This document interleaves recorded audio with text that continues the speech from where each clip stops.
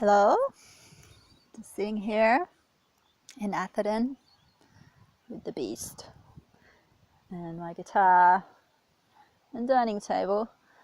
I just had a meeting with Child Safety about Freya and basically the result of what happened down in Townsville, the incident that happened down there, which was basically the carer who was helping me. I don't like calling him a carer. Sorry, Tio.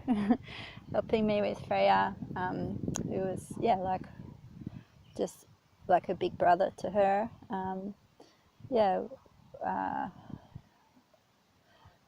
Ended up losing his shit with Freya because he was basically left alone with her for too long. I didn't realize that he wasn't being supported.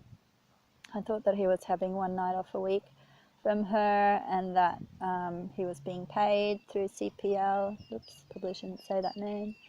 And yeah, I found out 3 weeks after being away that he wasn't being supported at all and hadn't been employed, even though they told me before I was leaving that he'd be on the books by the end of that week. And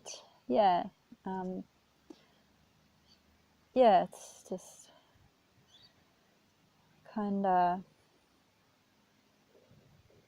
weird feeling like people are looking at you like, are you able to parent your child? Like, fucking hell, Freya needs a village to raise her. Like, she needs supportive family around her. And things were really great before I went away, sorry. And then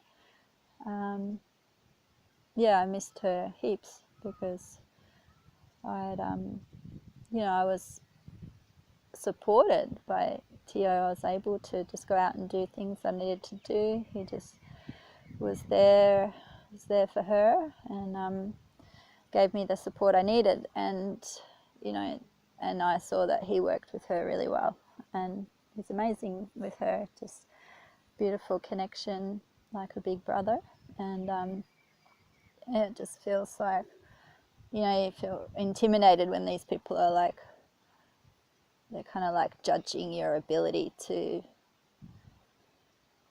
I don't know if it's be a parent or, they're kind of on this thing of, I don't actually know, but it seems like, should we take this child out of her care or what? And it's like, well, I would like some more support with my daughter. And they said something about like, that I don't seem to show not empathy or care for what Freya might have felt or whether she was hurt by the incident. And they showed me photos of like the photos they'd taken after, because Tio basically lost his shit and smacked Freya, like hit her in the face. And when I got back, like a day or two after it happened, she didn't have any bruises on her face and she seemed fine. She's just like Freya, like. So, and I wasn't there at the time that it happened, but I did intuitively pick up on something. Like Tio said just after it happened, like I messaged through WhatsApp and I just said, are you okay, or is everything okay, or something. And I, at the time, I'm not sure like what made me send that message, because him being like a 21-year-old, and I'm really grateful for him to have taken Freya under his wing like he did. Like, he's helped me more than any government agency's ever helped me, or care agency. And I mean, apart from the Respite House in Atherton, they're always good, but it's nice. Well, they're fantastic. They're Disability Matters in Atherton. But to be able to have her at home and cared for, and still be able to function as a normal human being,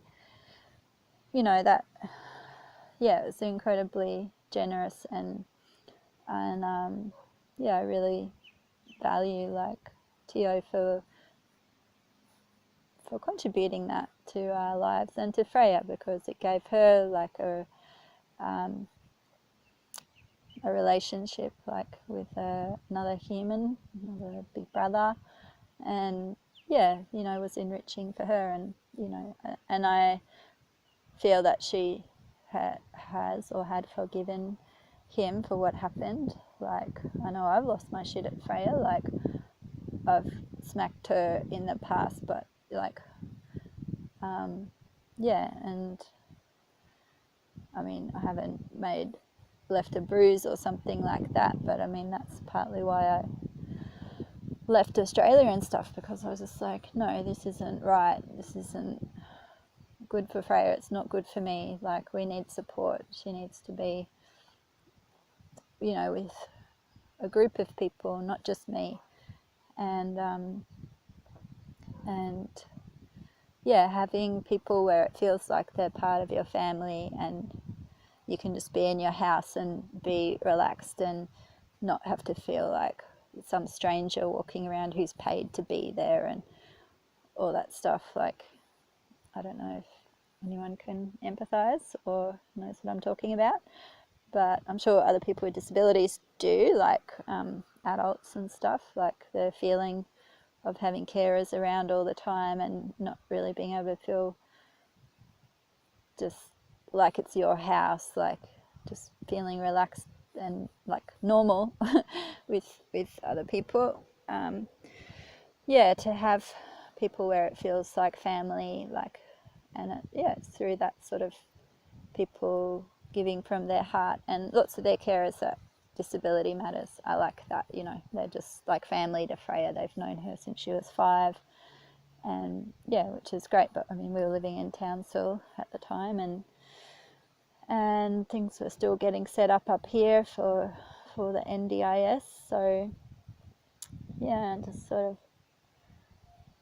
but yeah, you just sort of feel like, what the fuck are they on about? Like, who are these people? Like, you know, if you tried to come between a mother and a baby and her baby in nature, like, you'd be fucking lacerated. Like, and it's like they just think or feel whatever that they have this right to do that, and they're like question. I'd like to see the example of a perfect parent out there, or anyone that doesn't lose their shit, and especially with my daughter. Like, you know, anyone try 7 days with her, let alone a month, like without a break? Like, I'd like to see them try.